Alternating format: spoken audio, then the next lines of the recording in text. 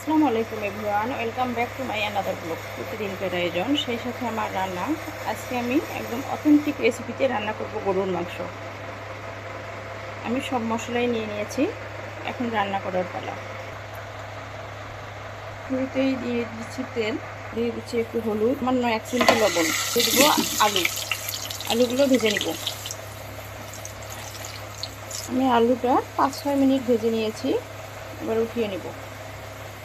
এবার দিয়ে দেবো পেঁয়াজ কুচি, দিয়ে দেবো ছোটো এলাচ, বড় এলাচ, দারচিনি, লবঙ্গ, গোলমরিচ থেতো করে রাখা, 5-6টা ছোটো এলাচ, 2টো বড় এলাচ, দারচিনি কয়েক টুকরো, আর 5-6টা লং নিয়েছি, গোলমরিচ নিয়েছি 5-6টা। দিয়ে দিব বাদামের পেস্ট, দিয়ে দেবো রসুনের পেস্ট, দিয়ে দেবো আদার পেস্ট, অ্যাড করবো 1/2 কাপ পরিমাণে পানি,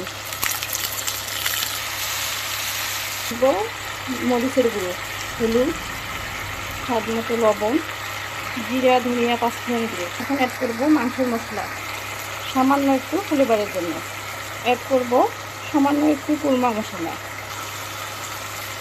আমি এই দুটো মশলায় প্রায় 1/2 চামচ পরিমাণে দিয়ে দিয়েছি।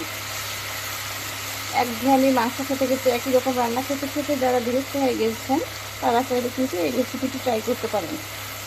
এখন মশলাগুলো ভালো করে কষিয়ে নেব। এ পর্যায়ে অ্যাড করব গরুর মাংস। আপনারা চাইলে যে কোনো মাংসই এভাবে রান্না করতে পারেন। এর মাঝে আবার আপনাদের দুলাভাই চা খাবে, ওনার জন্য চা গরম করতেছে।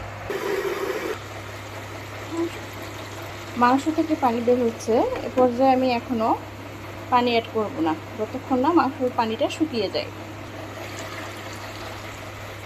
মাংস থেকে অনেক পানি বের হয়েছে,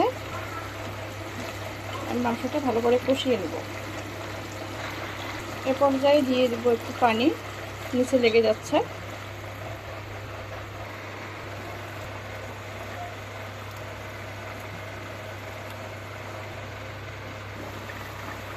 ভিউয়ার্স, আমার রান্নাটা হয়ে এসেছে। এর মাঝে আমি আরও একবার পানি অ্যাড করেছিলাম। কেমন হয়েছে জানাবেন। ভিডিও ভালো লাগলে ফেসবুক পেজ থেকে হলে পেজটি ফলো করে রাখবেন, ইউটিউব চ্যানেল থেকে হলে চ্যানেলে সাবস্ক্রাইব করে রাখবেন। আল্লাহ হাফেজ। সবাই ভালো থাকুন, সুস্থ থাকুন, সবার জন্য অনেক অনেক দোয়া। আর আমার ভিডিওতে এসে যারা সাপোর্ট করবেন, তাদের পেজেও গিয়ে আমি সাপোর্ট করে আসবো, অর্থাৎ যে সকল কন্টেন্ট ক্রিয়েটর ভাই বোনেরা আছেন তাদের জন্য আমি চাই আমি আগাই, আপনারাও আগান। কখনো নেগেটিভ মানসিকতা নিয়ে কেউ কখনোই